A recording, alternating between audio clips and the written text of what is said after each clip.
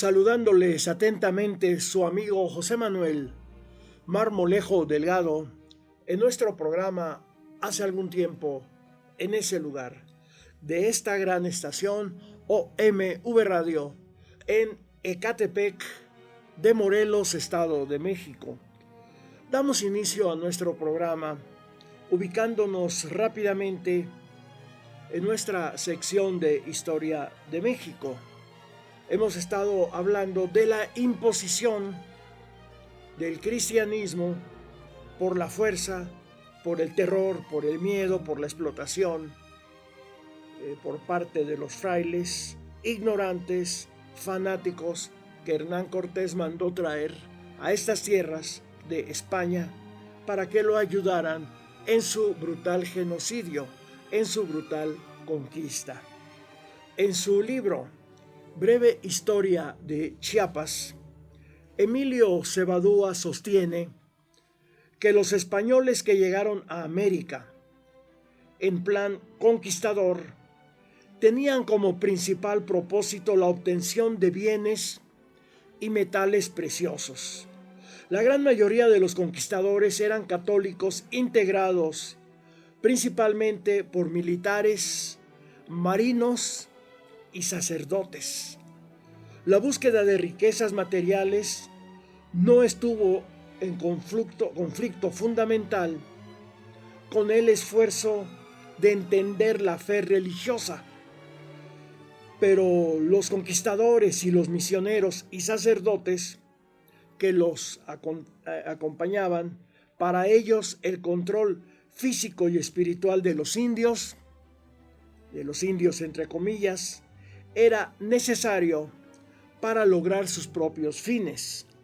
En España y en toda Europa, teólogos y juristas debatían sobre la justicia de la guerra, la esencia de la humanidad indígena y los derechos de conquista, llegando a moderar leyes y a minorar formas de dominación. Pero sus argumentos no detuvieron, antes bien alentaron y justificaron el avance de la conquista y la explotación de los indígenas americanos. Cebadúa afirma que los conquistadores y sus monarcas siempre tuvieron la certeza de la superioridad del catolicismo sobre cualquier otra forma de fe religiosa. Una buena cantidad de españoles estuvo motivada por la convicción de extender la fe cristiana a todo el universo, propósito no necesariamente contrapuesto a la acumulación de riqueza. Con el tiempo, la corona española pasó a hacerse cargo no solo de la evangelización, sino también del flujo de sacerdotes. La expansión europea contó con la sanción vaticana. A través de varias encíclicas, los papas intentaron resolver algunos problemas morales, jurídicos y espirituales que imponían el descubrimiento y la conquista de millones de pobladores de tierras desconocidas en Europa. De este modo, otorgaron autoridad a la corona española para expandir sus dominios y subyugar a los indígenas americanos. La conquista y la evangelización se convirtieron así prácticamente en la misma empresa. La corona pasó a representar a la Iglesia en América. Los indios conquistados debían ser convertidos al catolicismo y tratarlos a partir de entonces como cristianos. Pronto surgieron diferencias entre los conquistadores y los religiosos por el dominio de los indígenas. Los frailes sostenían que la excesiva violencia de los encomenderos hacia los indígenas dificultaba el proceso evangelizador, por lo que desde el establecimiento de la primera colonia europea en Santo Domingo hasta, en el caso que analizamos, la conquista de Chiapas en México, los religiosos cuestionaron el poder sin límites de los encomenderos. Bueno, aquí está la verdadera razón de la supuesta benevolencia de los frailes hacia los indígenas. No les interesaba tanto que los esclavizaran, que no los esclavizaran, que no los mataran, que no los maltrataran, sino que los abusos de la parte civil, encomenderos y conquistadores, soldados, en contra de los pueblos, les dificultaba a los frailes la evangelización, el imponer el cristianismo. Eso era lo que les interesaba, no el que no fueran maltratados los indígenas. Argumentaban que la conversión de los indígenas a cristianos debía tener preeminencia y no podía depender de la voluntad de los conquistadores. Todo ello era expuesto por misioneros dominicos como Antonio de Montesinos y posteriormente por Fray Bartolomé de las Casas, quienes agregaban que los indígenas debían ser sujetos directos de la corona sin intermediación de los encomenderos. Era la lucha entre los frailes por imponer la religión y los conquistadores civiles por apoderarse de riquezas. Los dominicos llegaron a México en 1526 y junto con otras órdenes religiosas se establecieron en Chiapas, como los mercedarios que arribaron antes, los franciscanos, los juaninos, las monjas de la Encarnación, denominadas concepcionistas, y más tarde, en 1667, los jesuitas. Los dominicos ejercieron su hegemonía en la región. En un principio, los mercedarios contaron con todo el respaldo de la corona, estableciendo diversos prioratos en Chiapas, como hicieron en Ciudad Real, Comitán, Copanaguastia, Chiapa, Tecpan y Ocosingo. Bartolomé de las Casas fue encomendero en Cuba, pero en 1522 se convirtió en fraile dominico. Estudió teología en España y en 1534 regresó a América, viajando a Guatemala en 1537, iniciando la defensa de los indios. En 1543 fue propuesto por el rey para ocupar la sede episcopal de Chiapas, haciéndose cargo en 1544 de la diócesis de Ciudad Real, que abarcaba además el Soconusco, Tabasco, Veracruz y Yucatán.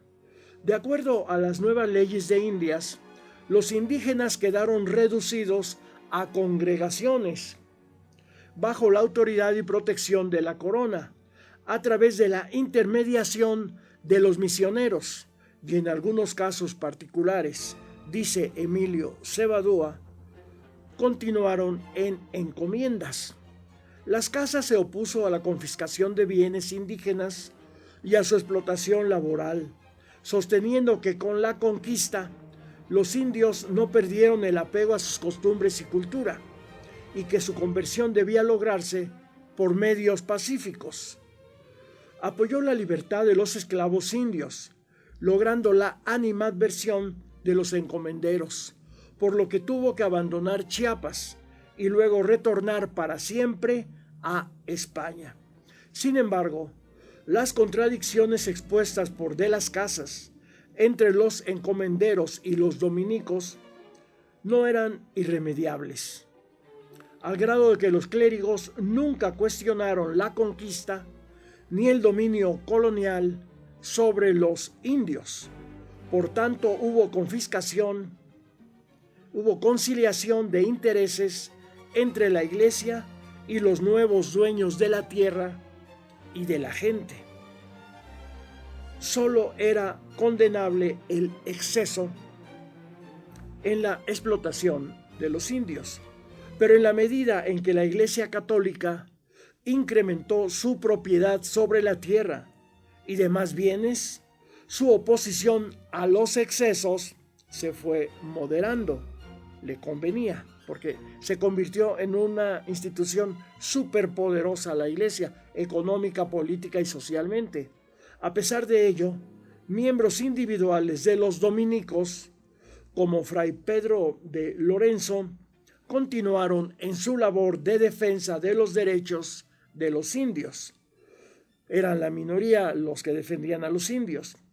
Desde luego, los indígenas chiapanecos ofrecieron fuerte oposición en contra de la conquista y de las ideas religiosas que pretendían imponerles.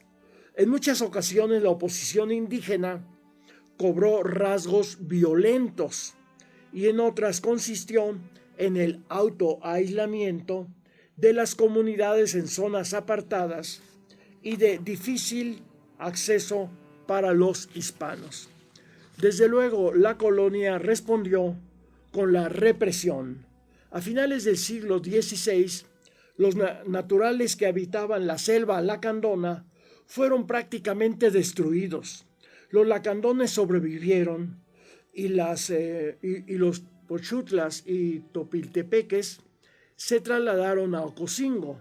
A la llegada de los españoles había en Chiapas una población autóctona de entre 200 y 220,000 habitantes. 50 años después se redujo posiblemente a una tercera parte, pero en el Soconusco la caída demográfica fue más drástica, quedando a finales del siglo XVI solo 10% de la población original. Es así como podemos corroborar que no hay un jacobinismo a ultranza, lo que determinó primero las leyes de reforma y posteriormente las restricciones callistas al actuar de la Iglesia Católica, sino hay todo un proceso histórico de fondo, de lucha por la justicia, además de la necesidad real, objetiva, de la democratización de los bienes y de la inconmensurable propiedad de la Iglesia Católica sobre la riqueza económica nacional, para que la sociedad mexicana pudiera establecer las bases de su desarrollo liberal capitalista. México se había liberado con la independencia del dominio político de España, pero no se libertó del sometimiento económico y espiritual a uno de los puntales de la conquista y de la colonia, la Iglesia Católica. Contrariamente a los conceptos y al voluntarismo cristiano de Jan Meyer, acucioso investigador simpatizante de la cristiada. Es más, en el siglo XXI, México aún no se sacude de ese control de la Iglesia Católica y de las demás iglesias, todas ellas derechistas que están encima como buitres del poder político y la riqueza de las naciones, explotando a los pueblos, como en las iglesias disque nuevas, disque alternativas, le siguen sacando por la fuerza, por medio del engaño, el diezmo a la población. Eso en pleno siglo XXI debería de estar ya eliminado, por lo menos debería de estar prohibido y sancionado por las leyes. Pero de esta temática continuaremos hablando en nuestra siguiente emisión de hace algún tiempo en ese lugar, de esta gran estación OMV Radio en Ecatepec de Morelos, Estado de México. Se despide de ustedes su amigo José Manuel Marmolejo Delgado.